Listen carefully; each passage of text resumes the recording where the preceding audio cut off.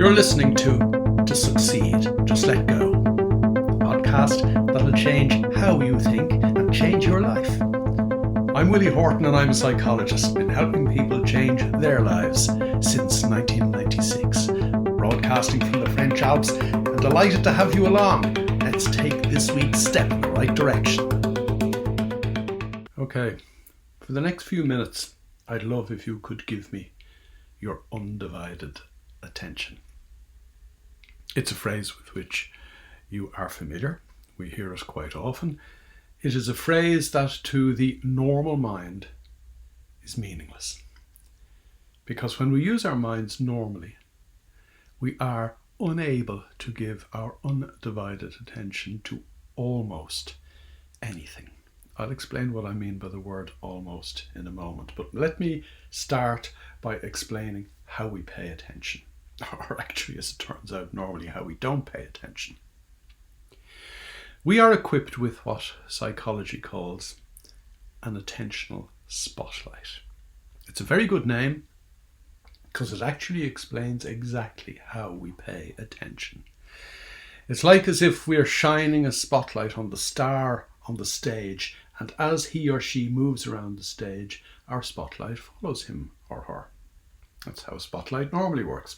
So as I said, it's very aptly named for the simple reason that it explains exactly how we do pay attention. The problem is our attentional spotlight isn't so much like a spotlight, it's more like a searchlight or a lighthouse.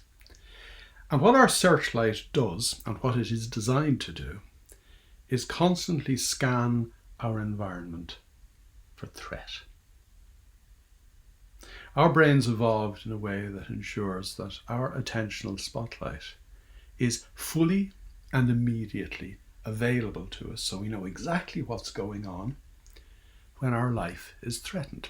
It's an evolutionary refinement that enabled us survive, or if I can put it more bluntly, enabled us make it through the day.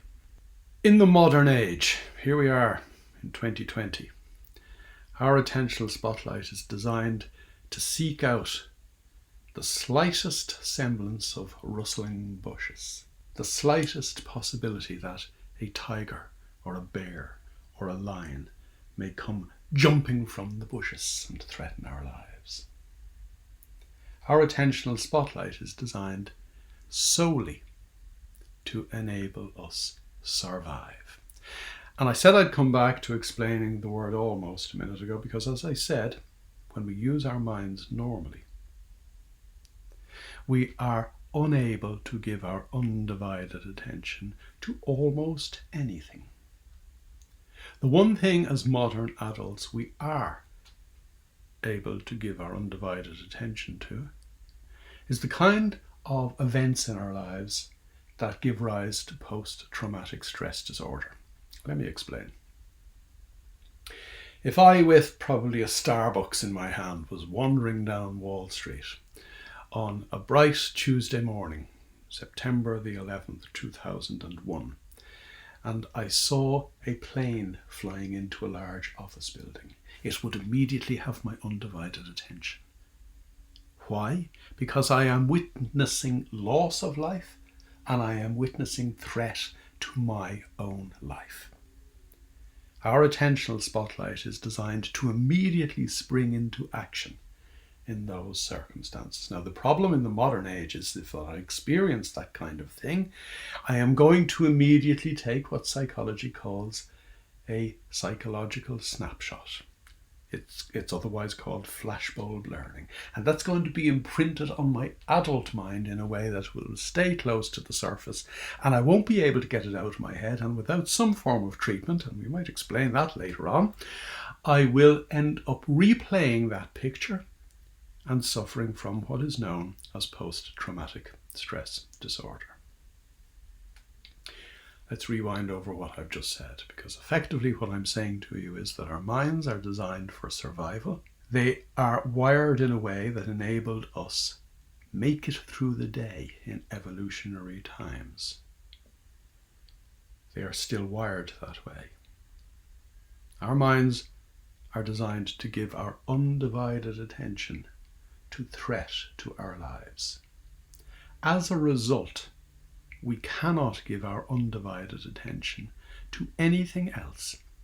And most importantly, whilst we can give our undivided attention to our life in as much as we want to make sure that it won't end today, we can't give our undivided attention to the business of living, to the joy of living, to ensuring that we are tuned in enough, giving our undivided attention to the things that we actually need to do to create the life that we really, really want.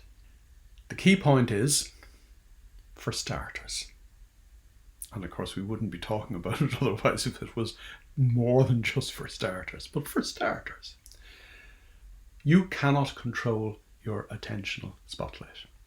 Your attentional spotlight is beyond your control. It is controlled by the fundamental survival mechanisms that are built into your subcortical brain. As such, I go through my day on automatic pilot, not paying attention to anything.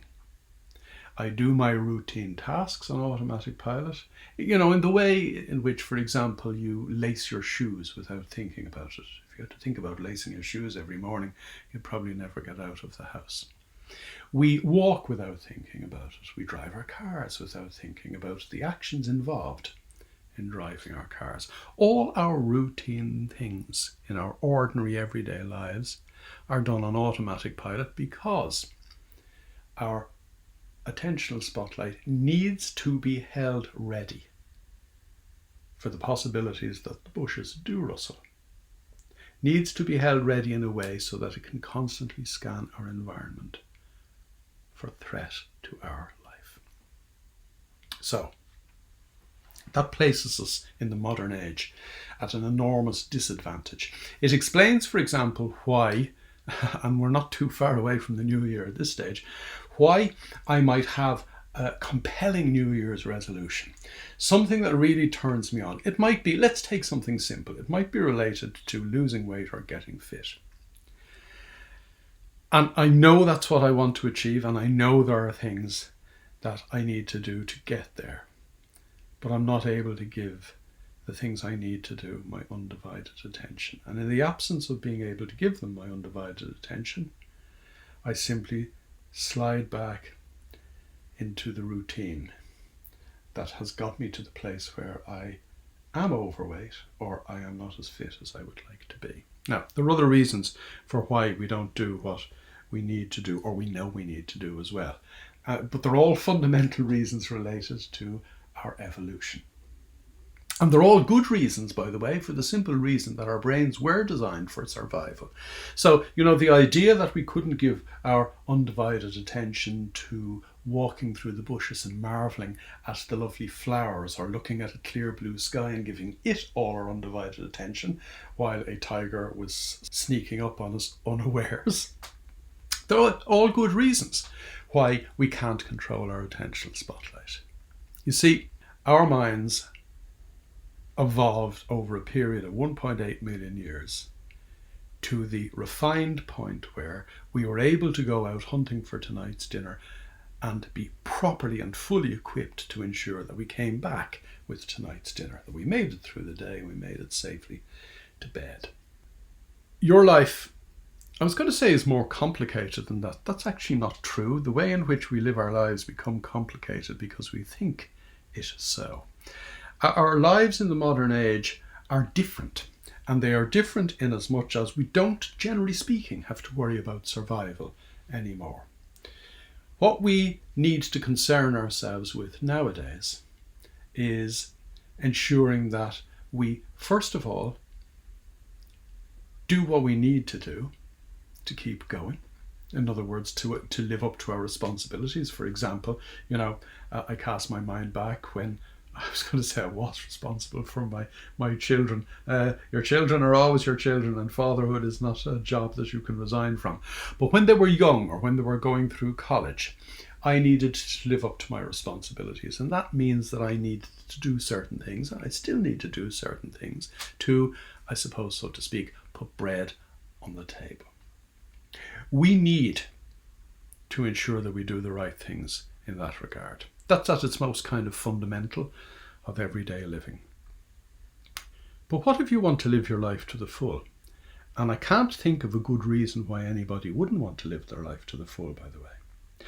What if you want a bit of excitement in your life? And I don't mean here and there, I mean excitement in everything you do. Let's use a word that a client said to me a few weeks ago that he only ever expected to see on a Christmas card. What about if you want joy in your life? Now, don't tell me that you don't want joy in your life. Don't tell me that you don't want to be happy. Don't tell me that you don't want to live your life to the full and you want all good things. Or can I put it even better? Everything that is best for you and those you love. That's different from survival, and that requires us to give our daily lives something more than the automatic lack of attention we normally give our everyday lives. You see, the problem is if I'm operating on autopilot, if I am driving without thinking about it, if I'm meeting other people without thinking about it, and I'll come back to that in just a moment. If I'm doing those things, I'm actually not living my life. I am still just surviving. And for the short time that we are in it, that's not really good enough. We need to throw ourselves into our life, live life to the full, be here, be present, and give not just our lives in general our undivided attention, but give this moment our undivided attention.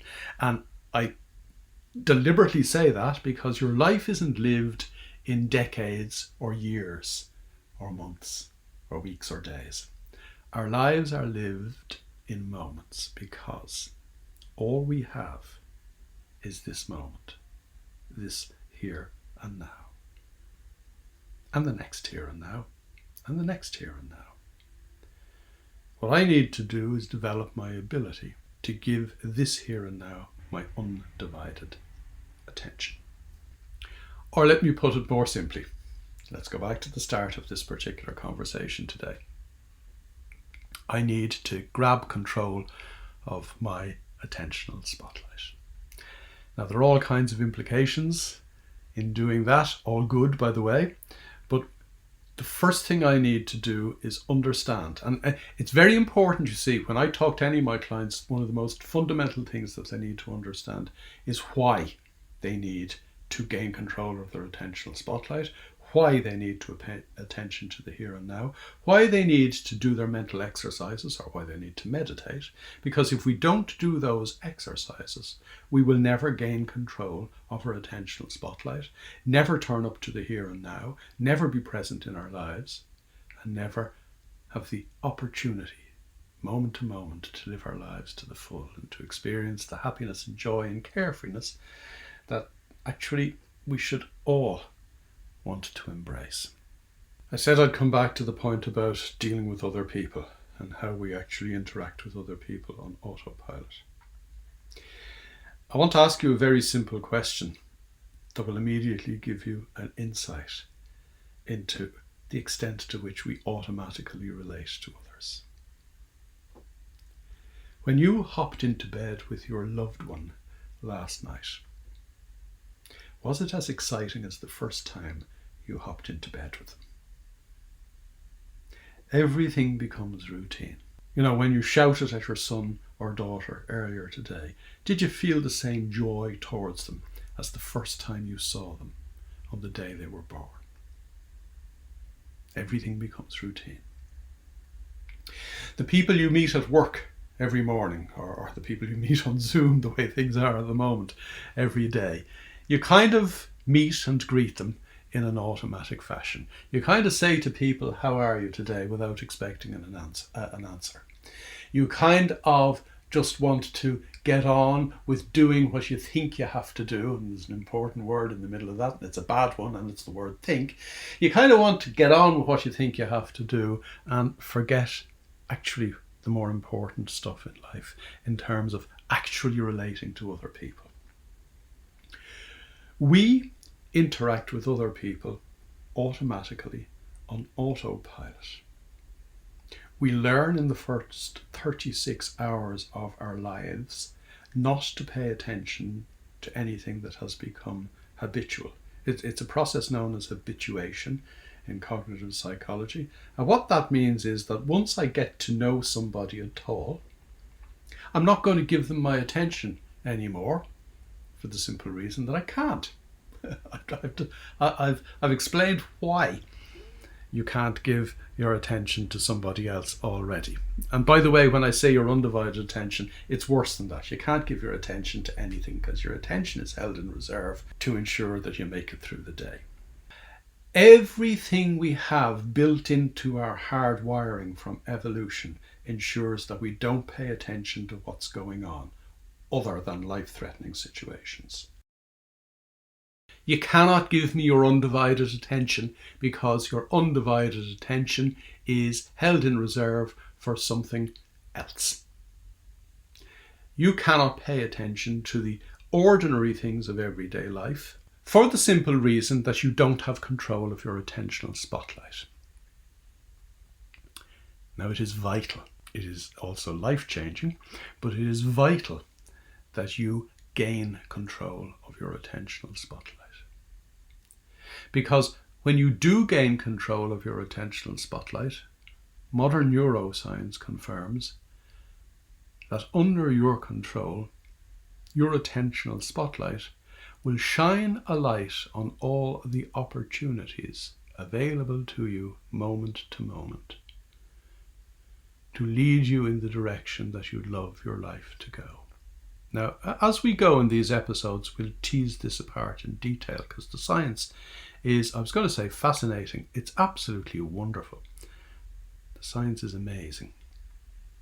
But essentially, if you think about what I've just said, when you gain control of your own attentional spotlight, you almost flip a switch in your subcortical brain so that the attentional spotlight is no longer threat focused, it's opportunity focused.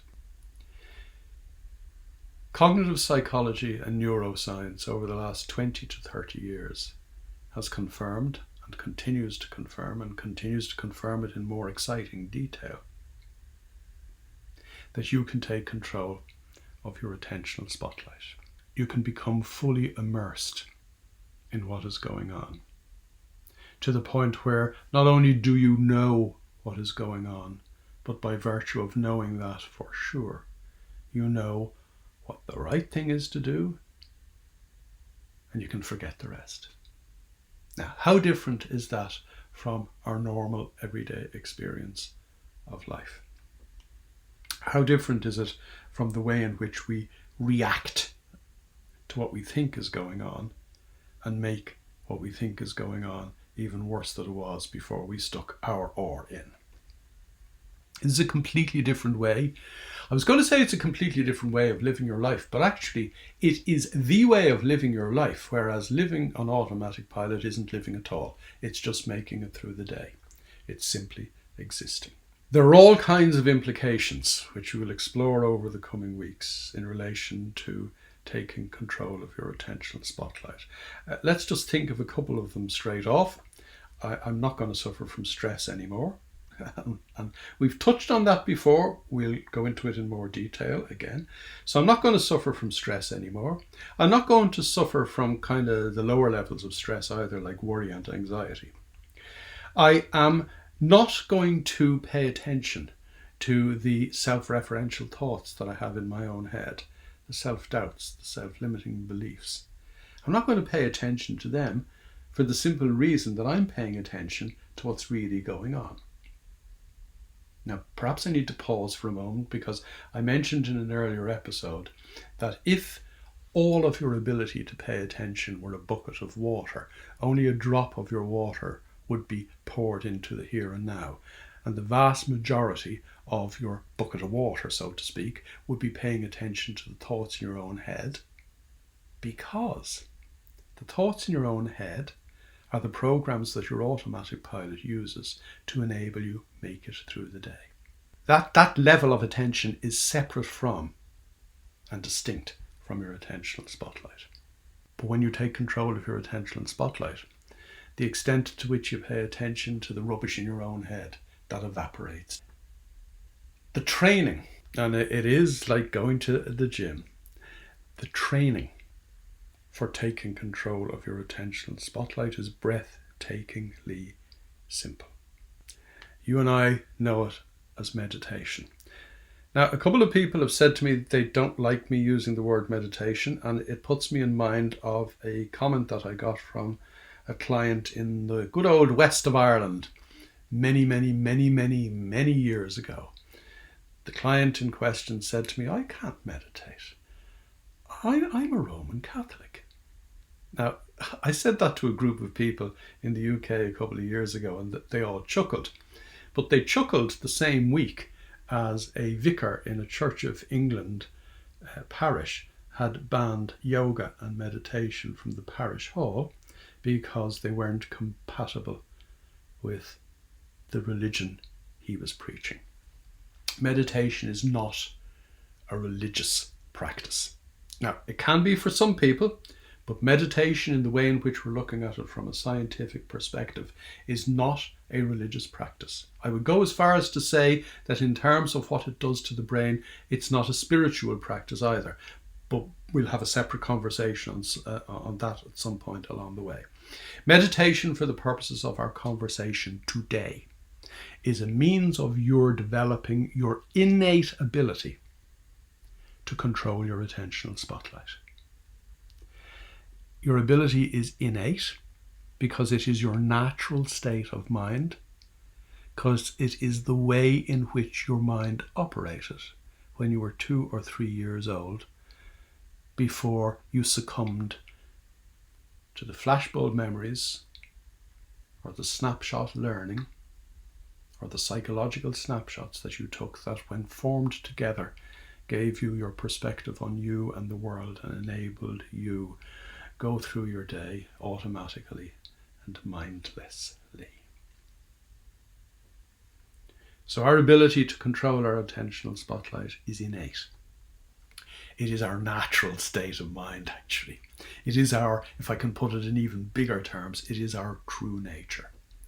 And all we need to do is go back to our true nature. People often say to me, oh, I need to unlearn what I've learned about myself or about the world.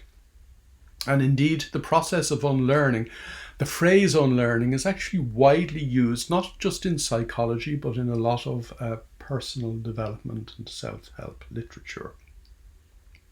But that is to overcomplicate the simple. As I said earlier on, our brains and our lives operate in a very simple way. Let's not overcomplicate anything. You don't need to unlearn anything. You just need to go back to your pure and present and clear state of mind. Meditation enables you do that. It enables you to do it obviously while you're meditating, or perhaps, as some people say to me, well, actually only in flashes while I'm meditating, because very often my mind is hopping around like a Mexican jumping bean while I'm meditating. And indeed, we come back to that in a later episode as well. But the point is that even if you only get a flash of clarity during meditation, that's your natural state of mind. And while you're meditating, you're actually going to experience that from time to time. The real joy in all this is that if I meditate regularly, my brain begins to restructure itself in a way that I begin to return towards my innate ability to pay attention, to control my attentional spotlight, to the point that eventually it becomes my new normal. Now, we'll tease this out as we go, as we must, because, there's one particular client I was talking to the week before last, who I've been talking to since 1997. It isn't that he's a slow learner, it is that he has learned all along the way and is now in a completely different place, even to the place he was in a year ago. Because the more you understand this, the more you train yourself, the more you immerse yourself in all this material, the more you practice it, the more you begin to live it. And that kind of living is so different from the ordinary existing of going through each day, of making it through each day on automatic pilot. So you can give me your undivided attention. Indeed, even as ordinary, normally minded adults, we actually know what it's like from time to time to give something our undivided attention, for the simple reason that sometimes it just happens us circumstantially. Say you're watching your favourite team and they're playing in the cup final, and there's 10 minutes to go, and there's 1 point of the difference or 1 goal of the difference, depending on what kind of football you're watching. And you're totally engrossed, and it is a nail-biting finish. In circumstances like that, unwittingly, you're going to give that situation your undivided attention. Some days, the day before you go on holidays, for example, when you actually need to do things that you've been putting off because you're getting on a plane tomorrow morning, you will give things your undivided attention. Not intentionally, it kind of just happens. Sometimes when you have a fantastic evening with friends, where time flies, and you suddenly realise it's 3 o'clock in the morning, that's because you've been giving what's going on your undivided attention, because you're absolutely and wonderfully engrossed in the experience of the moment. I mentioned a child's birth earlier on. They are situations in which we give what's going on our complete and undivided attention, for the simple reason that they are unique, they're immersive, and very often, certainly the birth of a child, is life-changing. It's just that you don't know it in advance, and nobody told you either. Anyway, that's an aside. The key thing is that we do even know as adults what it is like to give our undivided attention. Wouldn't it be wonderful if you could bottle that and take a sip out of it every day? Well, that is what meditation enables us to do, to the point that, as I said, eventually that becomes your new way of living. So, what do you need to do after this? You need to do something for a few minutes that enables you, to use the phrase I've used a couple of times in other episodes, come to your senses. In developing our ability to pay attention to our senses, and by that I mean just hearing what we hear and not saying, oh, that's nice music, or I don't like that music, or that sound is annoying, or it's a distraction, or that's too loud, or I wonder what that sound is. Without adding any of those thoughts, evaluations, or analysis to what you're listening to, that is what coming to your senses is. You just listen to it and you hear it. And then you hear the next sound. Or then you hear the same sound in a slightly different way because its pitch has changed. Or you're out for a walk and you're seeing stuff, because we're seeing stuff all the time. And the problem is that because we are so unable to give anything our undivided attention in normal circumstances, neuroscience tells us that we see so much stuff, but it never gets to be processed, for the simple reason that we're not giving it our undivided attention. But say you go out for a stroll after this particular conversation that we're having. Go and actually look at what you see. And stop and look at the leaves on a tree or a bush or a hedge. Or look at a cloud in the sky. And don't even say to yourself, oh, that's a cloud in the sky. Or that's a nice cloud, or a white cloud, or a big cloud, or a dark cloud. Or a leaf with big ribs on it, or little curly edges on it. Don't do anything like that. Don't start thinking about it. Just look. It's not easy because for all of our adult lives we have been judging everything that goes on, and most importantly and most destructively judging ourselves. We need to stop judging. We need to stop using the thoughts in our own head, which are old. We've covered that before, and no doubt we'll cover it again. We need to stop using those thoughts, stop applying those thoughts to what we're seeing, feeling, hearing, smelling, and tasting. And practice being. Not thinking, being. We're not called human thinkings. We're not even called human doings. We're called human beings. It's time to spend a little time being. To simply see what you see. Feel how you feel. Or let's make it simpler. Feel what you feel. Just when you're sitting now listening to me. Rub your right hand, the palm of your right hand, along the fabric of the clothing on your left arm and just feel it.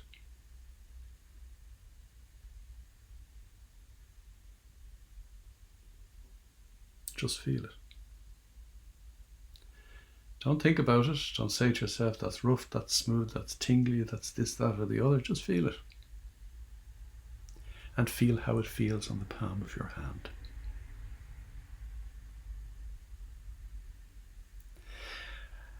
Today, as today progresses, is going to provide you with multiple opportunities for you to come to your senses and be. I want you to take one or two of those opportunities, because you know what? With every one of those opportunities you take, you are further developing your ability, your innate ability, to control your attentional spotlight. You've been listening to Succeed, Just Let Go. To get involved, join me in my Facebook group, strangely enough called To Succeed, Just Let Go. And for more information, visit www.willie-dash.com.